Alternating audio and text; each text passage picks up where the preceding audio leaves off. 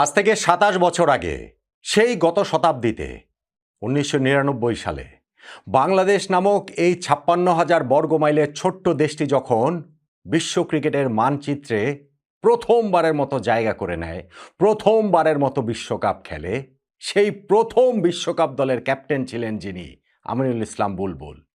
তিনি এখন বাংলাদেশ ক্রিকেট বোর্ডের প্রেসিডেন্ট।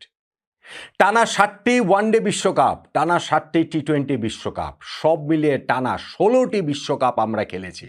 তারপরে এবার আমরা বিশ্বকাপ খেললাম না, সেটাও ক্রিকেটীয় কারণে না। অথচ Bangladesh cricket board president Aminul Islam Bulbul বলছেন, এইবারের বিশ্বকাপ যে বাংলাদেশ খেলেনি, সেইখানে তিনি বাংলাদেশ ক্রিকেট বোর্ডের কোনো ব্যর্থতা দেখেন না। কতটা নির্লজ্জ, বেহায়া হলে এরকম কথা বলা যায়? আমি নিজেও এই কথাটা বলতে গিয়ে নিজের কাছে ভীষণ রকমের ছোট হয়ে যাচ্ছি।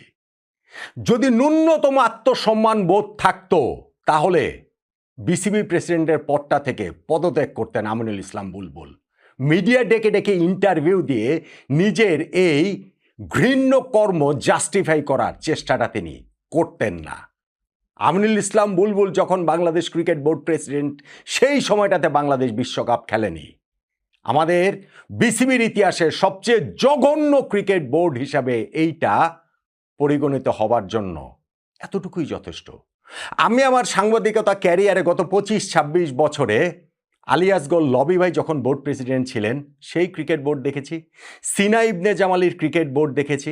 আহম মুস্তফা কামালের ক্রিকেট বোর্ড দেখেছি। নাজমুল হাসান পাপনের তো দীর্ঘ সময় ধরে ক্রিকেট বোর্ডটা দেখেছি। ফারুক আহমেদের ক্রিকেট বোর্ড দেখেছি।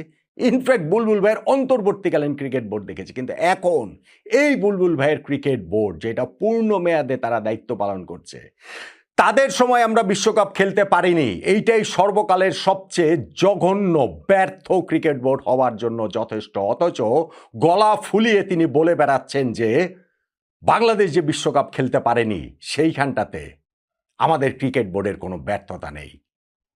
আমি মেনে নিচ্ছি সব ব্যর্থতা সরকারের, আমি মেনে নিচ্ছি না সব ব্যর্থতা সরকারের। কারণ আপনি যদি এইখানে গার্ডস দেখিয়ে পদত্যাগ করতেন, সরকারের এই সিদ্ধান্ত আমরা মানলাম না, বাংলাদেশ একটা টি-20 বিশ্বকাপ কি কারণে খেলবে না? আমি এই বাংলাদেশকে বিশ্বকাপে ক্যাপ্টেন্সি করেছি প্রথম যখন তারা খেলেছে।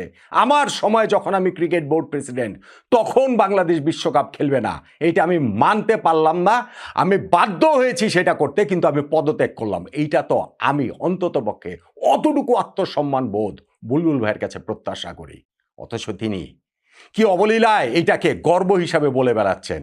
কি অবলীলায় তিনি ভারতের বিপক্ষে ম্যাচ খেলতে যে পাকিস্তানকে রাজি করিয়েছেন সেইটা বলে বেড়াচ্ছেন। কি অবলীলায় তিনি বলে বেড়াচ্ছেন যে বাংলাদেশের এইখান থেকে ক্রিকেটের কি কি লাভ হয়ে যাচ্ছে। হ্যাঁ, মাঝে মাঝে দুঃখের কথা বলছেন, কষ্টের কথা বলছেন, সেইটা দিয়ে আমাদেরকে আরো বেশি বিভ্রান্তকে তিনি করছেন না? বলেন তো দেখি। দেখেন, আমি একটা ভিডিও করেছিলাম যে বাংলাদেশ ক্রিকেট পড়ে গেছে একদল মিথ্যুক, বাটপার, ভণ্ড, জোচ্চর, ঠক, অসৎ, শট লোকদের পাল্লায়, এবং তারা মিলেই আমাদেরকে এই একটা বিশ্বকাপ খেলতে দেয়নি। মহাকাল তাদের বিচার করবে, বাংলাদেশ ক্রিকেট তাদের ক্ষমা করবে না, কারো কোনো ক্ষমা নেই।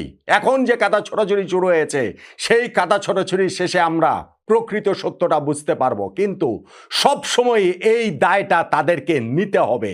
এই দায় থেকে তাদের কোনো মুক্তি নেই, এই কলঙ্ক থেকে তাদের কোনো মুক্তি নেই।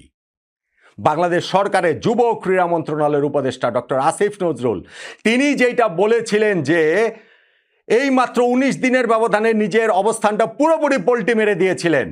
সেই ২২শে জানুয়ারি বলেছিলেন বাংলাদেশ যে টি-20 বিশ্বকাপ খেলছে না, সেইটা অ্যাবসলিউটলি সরকারের সিদ্ধান্ত। অথচ ১০ই ফেব্রুয়ারি যখন তিনি দায়িত্বটা ছেড়ে দেবার মাত্র ২ দিন আগে অন্তর্বর্তীকালীন সরকারের উপদেষ্টা হিসাবে, তখন তিনি বলছেন এই দায়িত্বটা, এই সিদ্ধান্তটা বাংলাদেশ ক্রিকেট বোর্ডের এবং বাংলাদেশের ক্রিকেটারদের। হ্যাঁ, তাকে ধন্যবাদ দিতে হবে, ডক্টর আসিফ নজরুলকে ধন্যবাদ দিতে হবে, কেননা তিনি তার এই অবস্থানটা পরিবর্তন করছেন। অ্যাটলিস্ট সেই গাটসটা তিনি দেখাতে সক্ষম হয়েছেন। তাতেও অবশ্য তার কিংবা তাদের মতো যারা রয়েছেন তাদের ক্ষমা নেই, কিন্তু তিনি অ্যাটলিস্ট বলতে পেরেছেন যে এই সিদ্ধান্তটা তার সরকারের। আবারও একটা ফেসবুক স্ট্যাটাস দিয়ে 11ই ফেব্রুয়ারি তিনি সেটা কনফার্ম করেছেন। আমি তার সেই স্ট্যাটাসটা আপনাদেরকে একটুখানি পড়ে শোনাই, তাহলে ব্যাপারটা আপনাদের কাছে একটুখানি ক্লিয়ার হবে। যেইখানটাতে তিনি বলছেন যে বাংলাদেশ ক্রিকেট দলের গতকাল একটি অনুষ্ঠান শেষে সাংবাদিকদের সাথে আমার বিভিন্ন প্রসঙ্গে আলাপ হয়। এক পর্যায়ে আমাকে প্রশ্ন করা হয় বিশ্বকাপ খেলার সিদ্ধান্ত নিয়ে কোনো আক্ষেপ আছে কিনা। আমি বলেছি আক্ষেপের প্রশ্নই আসে না। এরপর আমি যা বোঝাতে চেয়েছি তা আমার কথার প্রেক্ষিত এবং অন্তর্গত বার্তাকে উপলব্ধি না করে উপস্থাপিত হবার কারণে কিছুটা বিভ্রান্তির সৃষ্টি হয়েছে। কিছুটা বিভ্রান্তি? আপনার অন্তর্গত বক্তব্যটা কি? আপনি তো বলেছেন যে এই সিদ্ধান্তটা সরকারের না, এই সিদ্ধান্তটা বাংলাদেশ ক্রিকেট বোর্ডের এবং বাংলাদেশের ক্রিকেট খেলোয়াড়দের। তারপরে তিনি এইখানটাতে বলছেন আমি জানুয়ারি মাসের শুরু থেকেই বিভিন্ন বক্তব্য স্পষ্টভাবে জানাই যে নিরাপত্তা ঝুঁকির কথা বিবেচনা করে ভারতে বিশ্বকাপ না খেলাটা সরকারের সিদ্ধান্ত। আমি অবশ্যই আমার এই বক্তব্যে অটল আছি। গতকাল বিশ্বকাপ বর্জনের সিদ্ধান্ত কার নেয় এটি কোনো আলোচ্য বিষয় ছিল না, কোনো প্রশ্ন ছিল ব্লা ব্লা ব্লা, এরপর অনেক কিছু। কিন্তু তিনি ওইটা বলেছেন, অ্যাটলিস্ট তিনি স্ট্যান্ড করেছেন যে না ঠিক আছে এটা সরকারের সিদ্ধান্ত, সরকারের সিদ্ধান্তেই আমরা বিশ্বকাপ খেলিনি। কিন্তু আমাদের cricket board president Aminul Islam বুলবুল ভাই এই বিশ্বকাপ না খেলার যেই জাস্টিফিকেশনের জায়গাগুলো দাঁড় করাচ্ছেন সেটা কি কোনোভাবে গ্রহণযোগ্য? আমাকে একটু বলেন তো দেখি। তিনি যেমন ওইটা বলেছেন যে বাংলাদেশ ক্রিকেট বোর্ডের এই ক্ষেত্রে কোনো কিছুই করণীয় ছিল না, এইটা অ্যাবসলিউটলি সরকারের সিদ্ধান্ত। বিডি ক্রিক বিডি ক্রিক টাইমকে তিনি একটি ইন্টারভিউতে বলেছেন যে খেলা হলো না কিন্তু সেটা ক্রিকেট বোর্ডের কোনো ব্যর্থতা ছিল না সেখানে, because we have to listen to our government.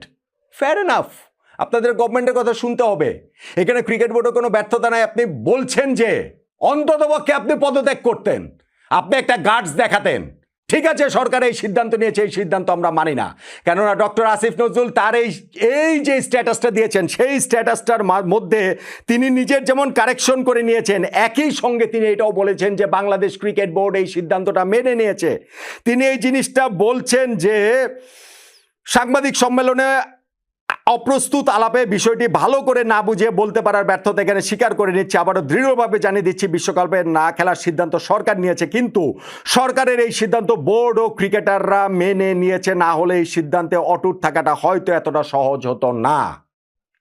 তার অবস্থান থেকে তিনি সরেছেন, কিন্তু একই সঙ্গে বলছেন যে তাদের সিদ্ধান্তটা, সরকারের সিদ্ধান্তটা বাংলাদেশ ক্রিকেট বোর্ড মেনে নিয়েছে, বাংলাদেশের ক্রিকেটাররা মেনে নিয়েছে। বাংলাদেশের ক্রিকেটাররা তো এখন ক্রিকেট থেকে অবসর নিতে পারবেন না।